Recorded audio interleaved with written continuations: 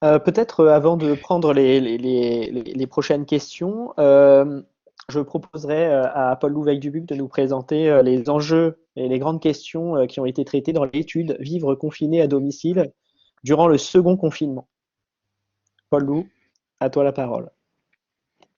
Je vais faire sans images parce que j'ai l'impression qu'avec l'image, ce sera impossible. Alors, je vais donc reprendre le propos que Pierre-Emmanuel Brugeron proposait de vous présenter. Donc, vous m'excuserez si c'est pas forcément très fluide, mais voilà. Alors, on a en effet, avec Emmanuel Hirsch, Sébastien Claes, Pierre-Emmanuel Brugeron et Anne-Caroline Claus-Verdreau, entrepris donc une enquête sur le second confinement et la façon dont il était vécu au domicile de personnes vulnérables, alors avec finalement une rigueur très peu scientifique. L'objectif était surtout de mesurer une évolution, une tendance, mais évidemment, il n'y a pas vraiment de signification scientifique à donner à cette enquête. Il s'agit plutôt de prendre le pouls de la réalité dont on voulait parler. Et il est apparu quatre points qui vont tout à fait dans le sens de ce que disent à la fois Noémie et Catherine. D'abord, par rapport au premier confinement, il semblerait que la disparité entre les personnes qui ont repris une vie presque normale et les personnes qui sont isolées chez elles soit de plus en plus, enfin disons le vécu des expériences, la différenciation des expériences soit plus marquée, ce qui est tout à fait normal, compte tenu du fait que lors du deuxième confinement, il y avait beaucoup plus de personnes actives qui ont repris une activité professionnelle. Mais ce qui est intéressant, c'est que cette différenciation des expériences se double de l'émergence de conflits sociaux. On a vu apparaître dans les verbatims notamment beaucoup de critiques de l'individualisme, de l'égoïsme, du manque de solidarité.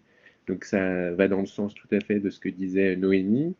Euh, et aussi Catherine, hein, une espèce de désenchantement euh, beaucoup plus marqué que dans le premier confinement où le sentiment de vivre une période exceptionnelle a permis de mobiliser davantage l'endurance, la capacité à endurer la situation.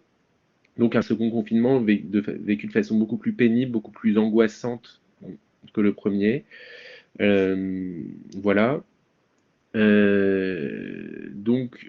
Aussi donc un affaiblissement des solidarités familiales.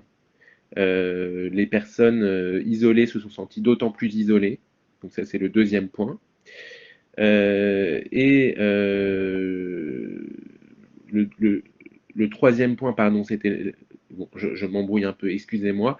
Le deuxième point, c'était l'inquiétude plus forte, hein, dont j'ai parlé, plus d'angoisse. Le troisième point, c'est effectivement l'érosion des solidarités familiales. Et le quatrième point, c'est le fait que finalement, le principal recours des personnes dans cette situation de confinement était la communication plus régulière avec les proches et la famille, par l'intermédiaire donc des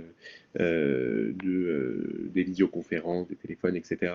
Mais assez peu finalement de nouvelles solidarités, assez peu de solidarité avec le voisinage, etc. Donc voilà.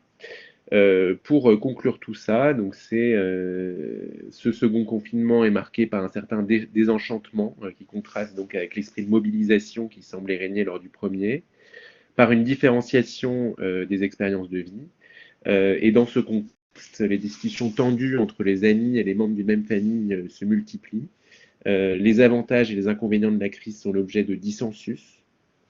Donc on voit peut-être poindre aussi dans les verbatims, mais évidemment ça n'a pas de, ça mériterait beaucoup plus d'investigation, mais peut-être le signe d'un conflit entre générations aussi assez fort, puisque je me souviens notamment d'une personne qui écrivait que se balader dans son immeuble des gens sans masque, etc., et que c'était tout à fait immoral, voilà.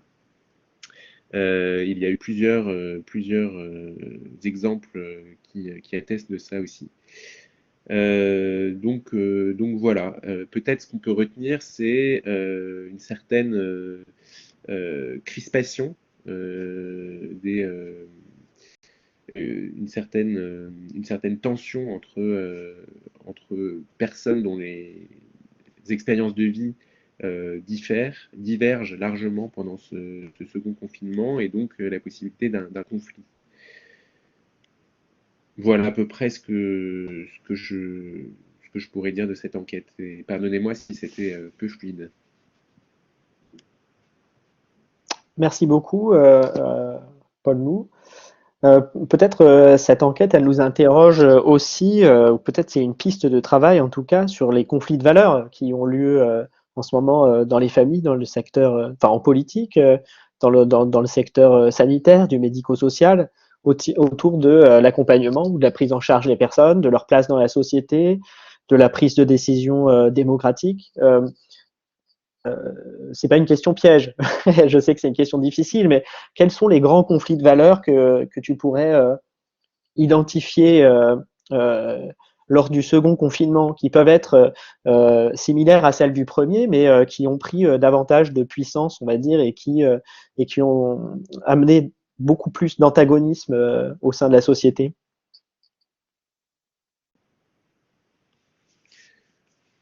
Je ne peux pas vraiment répondre à cette question, mais enfin, de façon rigoureuse. Donc, je je préfère ne pas trop donner d'éléments là-dessus, mais en tout cas, il m'a semblé, en lisant, que il y avait déjà une tension entre, enfin, disons qu'on voyait quand même beaucoup dans les verbatim une critique de l'égoïsme, de l'individualisme. Bon, c'est un peu banal de le dire, mais on voyait quand même beaucoup ça. Donc cette tension entre l'altruisme, disons, et l'égoïsme, euh, entre, disons, la bienveillance, l'entraide d'un côté, et puis l'autonomie de l'autre, si on veut le résumer en termes simples. Euh, pour l'instant, je vois cette tension majeure,